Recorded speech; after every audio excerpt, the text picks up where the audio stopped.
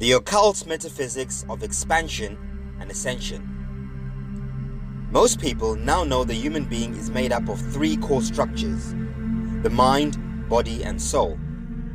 The mind and body seem to now be reasonably well understood, but the soul structure still appears to be somewhat an enigma.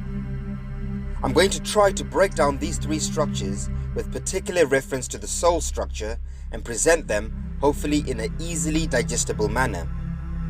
Let's start with the mind. Firstly, all is mind.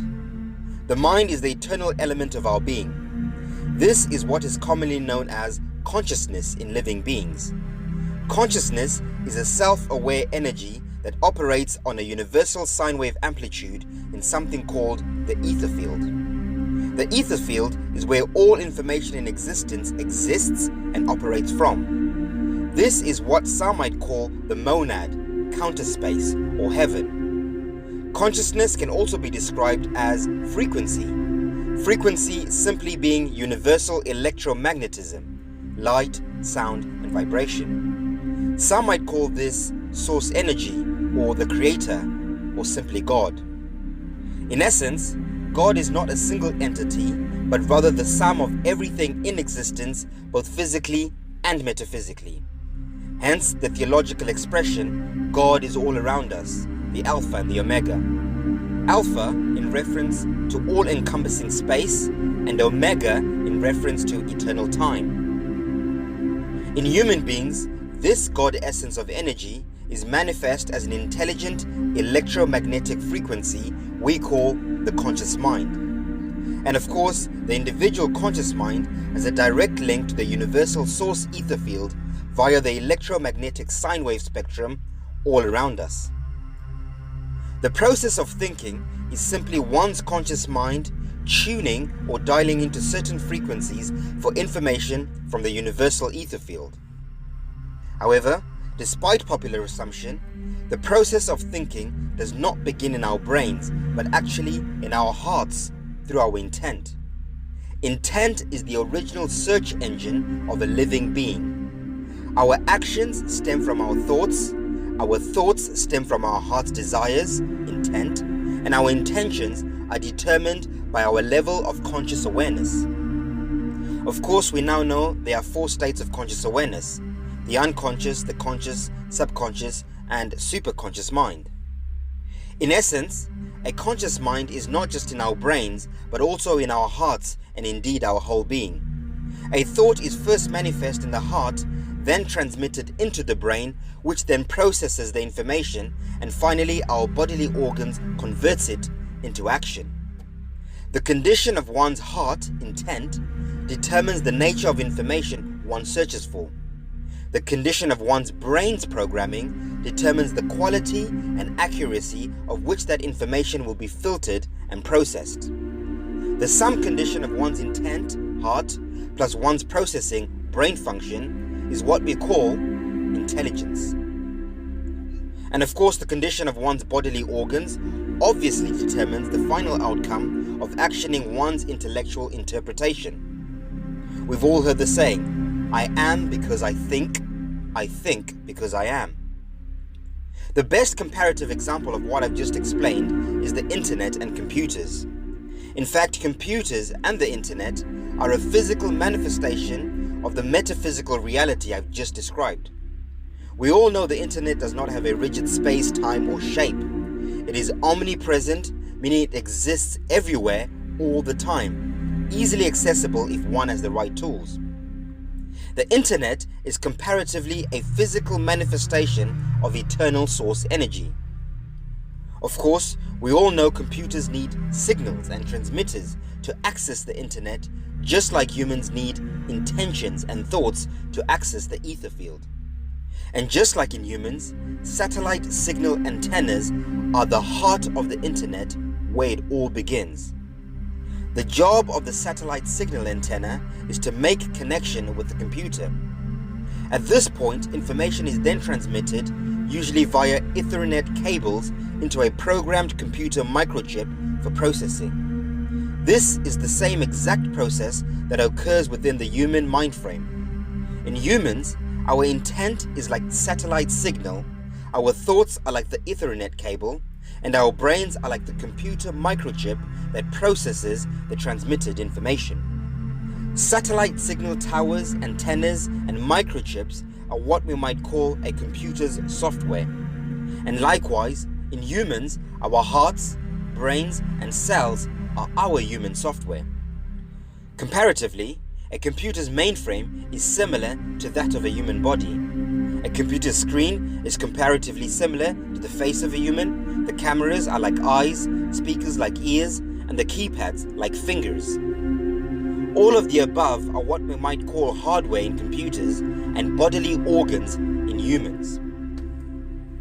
Both computer and human hardware and software rely on intelligent conscious energy to initiate and activate action for a virtual reality of experience to happen. To summarize my analogy, the function of a computer is dependent first on the strength of signal, heart, then the quality of transmission, thoughts, then the processing capacity, brain, and then the quality of hardware, body. Now, naturally, human beings have varying degrees of intent, heart, and processing, brain function. Someone with pure intent, heart, is likely to search for purer information. And if that someone has healthy brain function to process that information, it is likely that the information will be less filtered, therefore closer to source truth. This source truth is what we might call knowledge. And as we all know, knowledge is power. Knowledge empowers us by expanding our conscious awareness. Knowledge is the currency that fuels our conscious awareness, which in turn heightens our perspective of life experience. The purer our intentions are, the purer our thoughts will be. The purer our thoughts, the purer the knowledge we receive. And of course, the purer the knowledge, the purer our actions should be. The sum total of the above results in one being purely intelligent within their whole being. Pure intelligence fuels more processing power to further access purer and purer information, thus creating a perpetual cycle of conscious expansion and awareness in oneself. The meaning of life is for us to expand our conscious awareness beyond the limits of our current paradigm, thereby allowing us to ascend into a higher paradigm of experience. This is what some might call drawing one's mind closer to God or source energy.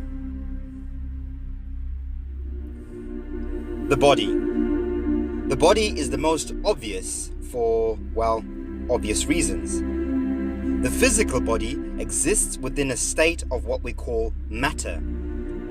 Unlike the mind, which is a metaphysical aspect of our being consisting of light, sound, and electromagnetic waves, the body is made up of tangible chemical compounds consisting of particles, atoms, and molecules that are physically quantifiable.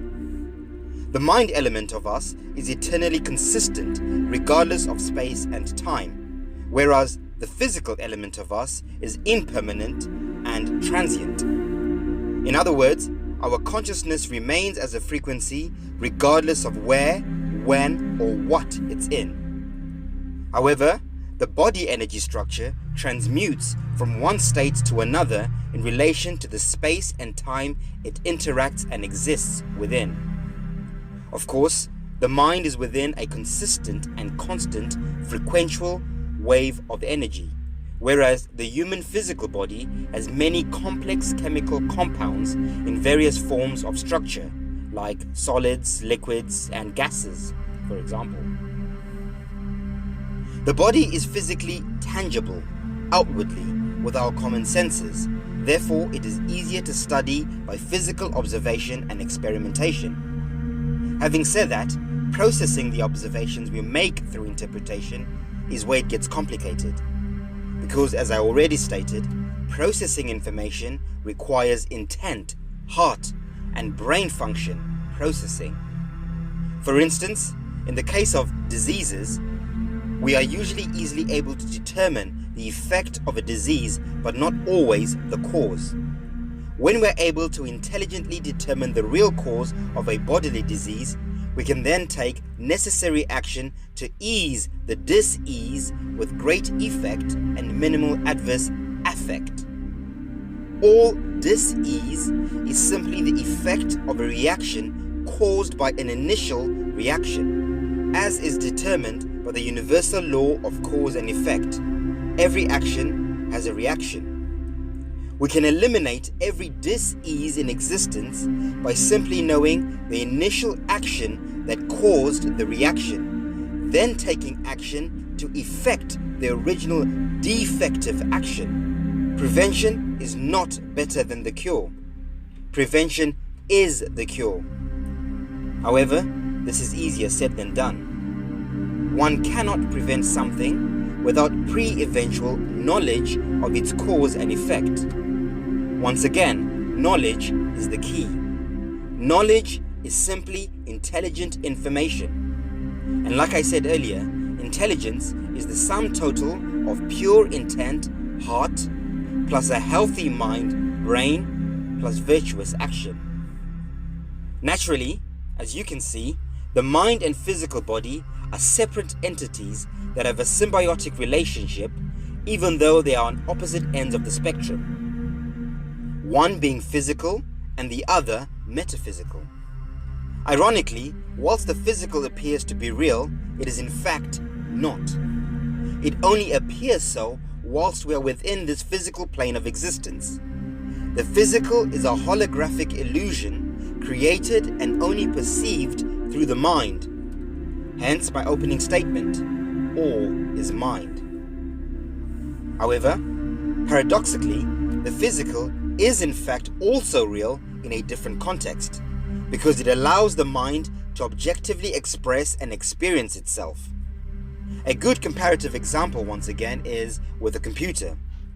A hardware computer without software information is useless, and likewise software information without hardware output is pointless.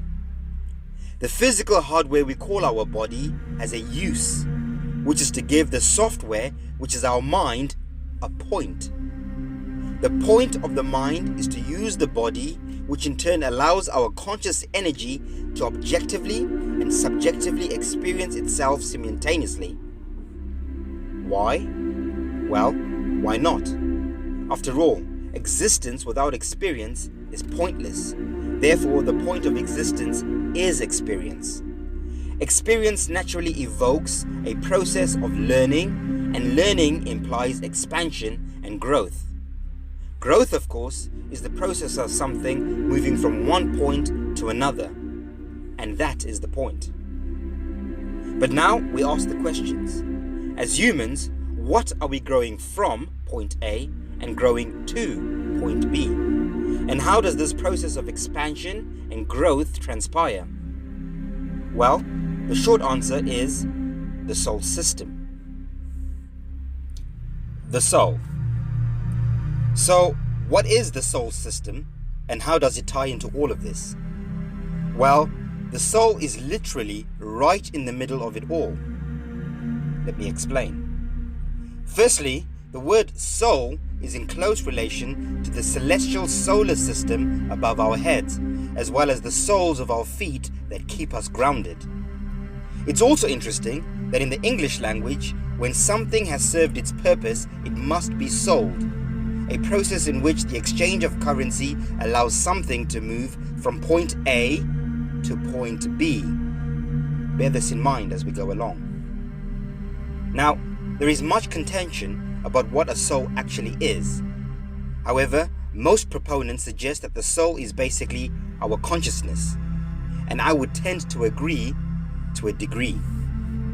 Consciousness is not the soul. Consciousness is within the soul. The soul is the bridge that links the metaphysical to the physical, conscious energy to physical matter. Just like how computers have silicon as a conductor to connect software information to the hardware mainframe. Similarly, humans have something we call the soul that connects and bridges the conscious mind to the physical body. The soul is the silicon of a human being. Naturally, because the soul is the bridge between the physical and metaphysical, it must have properties to accommodate both elements. Therefore, a soul by nature must be malleable with physical qualities within a metaphysical state. The only element in the universe with such transitional qualities is plasma. So, before we delve into the soul, we must first understand plasma. It is now well established that plasma is the most abundant substance in the universe. In fact, over 99% of matter in the visible universe is believed to be plasma. Plasma is a form also called a state of matter. The three other common states of matter are solids, liquids, and gases. So plasma is sometimes referred to as the fourth state of matter. Plasma is created by adding energy to a gas, so its atoms and molecules separate into negatively charged electrons and positively charged ions. This process is called ionization. It's also interesting that plasma is said to be a better conductor of electricity than even copper.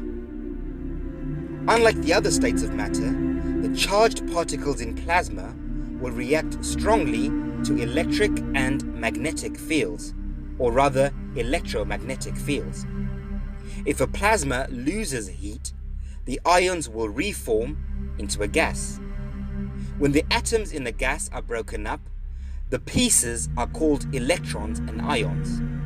Because these pieces have an electric charge, they are pulled together or pushed apart by electric and magnetic fields. This makes a plasma act differently from a gas. For example, magnetic fields can be used to hold a plasma, but not to hold a gas. Stars, including the sun and moon, are most likely made of plasma. On Earth, lightning creates a strong plasmic discharge, thus grounding etheric plasma from the plasmic electromagnetic torus field dome above us to the earthly plane below. This plane of our Earth is indeed contained within an electromagnetic plasmic torus field, what some might call the dome. In fact, our entire universe is contained within an electromagnetic plasmic torus field, what many ancient cultures called the cosmic egg. I also propose that the Earth is a vast plain of land, currently divided into 5 concentric realms or dimensions. 4 of these 5 realms or dimensions are each concentrically cocooned within their own electromagnetic plasmic torus field. Within our realm, we can actually partially see 2 of these electromagnetic plasmic torus fields. The Aurora Borealis cocooning the North Polar Realm, and the Aurora Australis cocooning our realm around the South Polar Rim. Naturally, each of these realms have their own electromagnetic plasmic solar systems, just like we have our electric sun and magnetic moon. The very core center of our Earth is a dielectric realm with dipolaric energy. We might call this the magnetic north. Modern science would refer to this as the black hole region of counter space. It is referred to as a holy mountain of Earth in many religious and mythological scriptures: Mount Meru, Mount Olympus, Mount Zion, etc., etc. I prefer to call it the earthly place or den of pure dipolarized etheric energy, the etheric den, or Eden in short. The next realm beyond the Eden center is what we might call the Garden of Eden. From our perspective, this is the realm located beyond our Arctic North Polar Rim, where we see the Aurora Borealis plasmic dome. Modern science calls this the magnetosphere. This realm has an androgynous solar system, Mercury, which is an electromagnetic plasmic sun and moon in one, sometimes known as the black sun. This bipolaric solar system creates an ultraviolet, bioluminescent twilight atmosphere within this realm. I hypothesize that the atmosphere in this realm is highly ionized comparative to the air in our realm. In our realm, we have our electric plasma sun and magnetic plasma moon, both of which create the three-dimensional photonic atmosphere we experience within this dimension. The realm beyond our Antarctic South Polar Rim has Mars as its electric plasma sun and Venus as its magnetic plasma moon. And the realm beyond that has Saturn as its electric sun and Jupiter as its magnetic moon. Above the Earth plane, with its various plasmic electromagnetic torus fields and solar systems, is the etheric planes, also known as the firmament or heavens. This is where we find the star systems and other such celestial bodies of energy. I also find it interesting that modern science says the stars contain very high pressurized plasma, and the space within the celestial etheric field contains very low pressurized plasma. Now, as you can see, plasma is a core element that holds our entire universe together. Plasma is everywhere and in everything in various quantities, forms, and structure. It's in plants, water, the air, and even humans. In fact, the human form is predominantly made up of plasma. Modern science says the male body is made up of 55% plasma, and the female body contains 60% plasma on average. In humans, plasma can be found as a diffused liquid in our blood that helps carry blood cells around the body. Plasma in the body is made up of water and 13 other life-sustaining compounds. Plasma does not have a definitive color. It can emit all colors across the full spectrum of light, dependent on the level of ionized energy. Different waveforms of photons are emitted for different levels of energy. However, within the body, nitrogen is key to understanding the structure of bodily plasma. Nitrogen, represented by the symbol N, is an important part of our bodies. Nitrogen is abundant in the environment, but humans cannot easily absorb it directly from air or soil. We absorb it best from green plants and microbes that convert it into a usable form for humans, what is called a fixed reactive form. Nitrogen is the agent that builds amino acids in our body, which in turn makes proteins. It is also needed to make nucleic acids, which form DNA and RNA. Plasma in the human body is usually yellow, a good example of low-energy nitrogen plasma. Low-energy nitrogen creates yellow plasma, and high nitrogen creates violet plasma. Violet is the color at the end of the visible spectrum of light between blue and the invisible ultraviolet. The aurora torus fields have mixed plasma energy of oxygen and nitrogen in varied energy levels. It is what gives them their ultra spectrum of colors, but predominantly green, red, yellow, purple, and blue. However, plasma in its purest form appears mainly in two colors, red and blue. These colors come from the main fuel for pure universal plasma, which is hydrogen. Just like plasma is the most abundant state of matter in the universe, hydrogen, as atomic H, is the most abundant chemical element in the universe. Now, as you can see, it is evident that electrons, ions, nitrogen internal, and hydrogen external are key core ingredients to further understanding human plasma that houses conscious energy we call the human soul. This human plasmic inner body is what we might call our light bodies. Ascension, is simply the chemical process of one transmuting their inner plasmic body from physical red blood to pure plasmic violet blue light, merging from red to blue to become ultraviolet. This is what past alchemists referred to as turning lead to gold. This alchemical process is also what we might call freeing one's soul.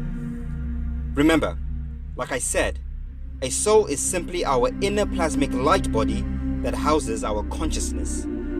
This inner solar plasmic body is called a soul as it is grounded to the earth through the soles of our feet and nourished by the solar systems rotating above our heads. This freeing of one's soul can only be achieved firstly by us understanding what a soul is, its properties and structure, which we now know, of course, is plasma. We must then take virtuous action to purify and expand our solar plasmic light bodies. This virtuous action requires physical protocols from the outside in. Inner freedom begins with outward expression. All the ingredients we need to do this are found around us in nature. Direct sources include the sun. The sun gives us hydrogen electric energy. We can absorb this energy by regularly sun gazing or sunbathing. 2. The moon. The moon gives us magnetic energy in the form of ions. During a full moon, there is an increase in positive ion ratios, which in turn has an effect on human psychological behavior. This is a time where the positive ions in the air outnumber the negative ions by a ratio of over 3 to 1. Moon meditation in moonlight is crucial. 3. Food. Plants, fruits, vegetables and herbs contain electromagnetic photonic light in the form of nitrogen. It is crucial we consume as much of a raw plant-based diet as possible, preferably organic. Of course, it goes without saying, GMO plants have less electromagnetic photonic light than organic plants, and chemical nitrogen is obviously not as effective as natural nitrogen. Water. We must drink as much hydrogenated water as possible. Water is most hydrogenated when it is distilled. Lightning naturally distills water out in nature. Unfortunately, chemtrails and pollutions make water still and not distilled. Water can easily be distilled by using mechanical and or natural distillers and various distillation processes.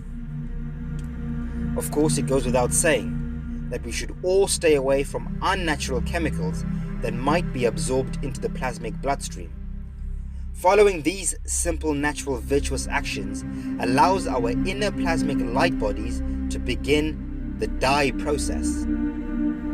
Dye-stilling or distilling our plasmic blood, thereby diffusing or diffusing impurities, which then creates a dielectric difference or difference, merging from red to blue shift.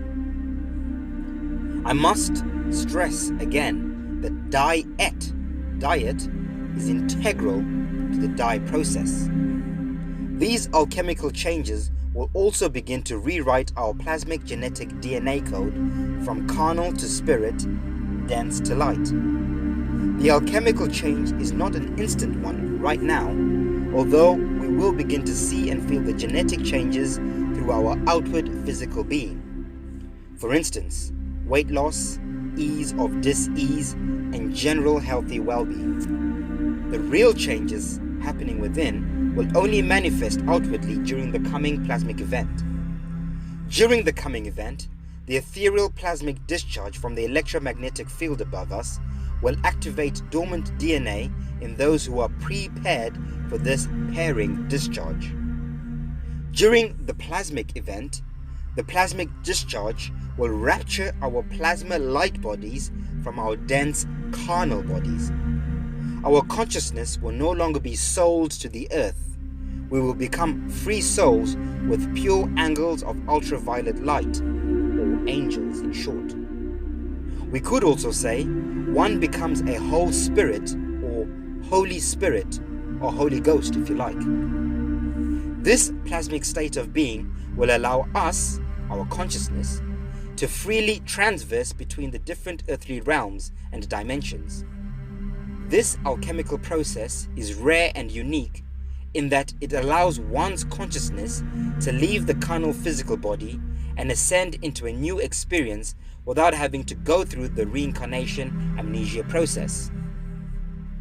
We only reincarnate because our mind, consciousness, and soul, plasmic inner body, are so damaged or polarized that they have to go into dipolaric counterspace to be recharged. They are polarized or damaged due to unhealthy karmic action. Karma is our K armor. K is for knowledge. We must arm ourselves with healthy knowledge to have good karma.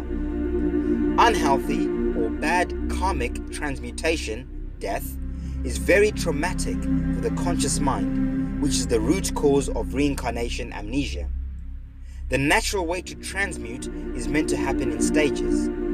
First, the conscious mind and plasma light body must detach from the physical body. Then, next, the conscious mind can then detach from the plasma light body if so required. By us depolarizing ourselves here on earth, we are in fact beating death, and thereby taking control of our own conscious destiny and our soul's destination. This is what is meant by sayings like one having their own sphere of destiny, or the truth, intelligent knowledge shall set us free. I, for one, am looking forward to transcending into an ultraviolet blue being and ascending into the next school, the North Polar Twilight Zone Garden of the Ether Den. In conclusion, it's interesting that in the Bhagavad Gita, evidence again supports a very ancient race of blue-skinned people through the stories of Lord Krishna. Similar to angels described in many theological scriptures, Krishna was described as being a demigod blue avatar being. Shiva is also described as a dark blue demigod. And finally, I leave you with this. The Anishinaabe nation prophecy of the blue people. Anishinaabe means original people. It is a collective name for groups of indigenous people of the Americas. Anishinaabe people were commonly found in the subarctic region of the Americas. Anishinaabe people have preserved their traditions to this day. The prophecy says, open quote, according to the prophecy, there are 4 groups of people: the red, the yellow, the black, and the white. Chief Kawarshin says that from today's youth, a new group of people will be born. The blue people of old will emerge. They will be tolerant of each other and will bring spirituality, harmony, and sacredness back to the earth. This will prepare the way for a rebirth of Mother Earth. Close quote.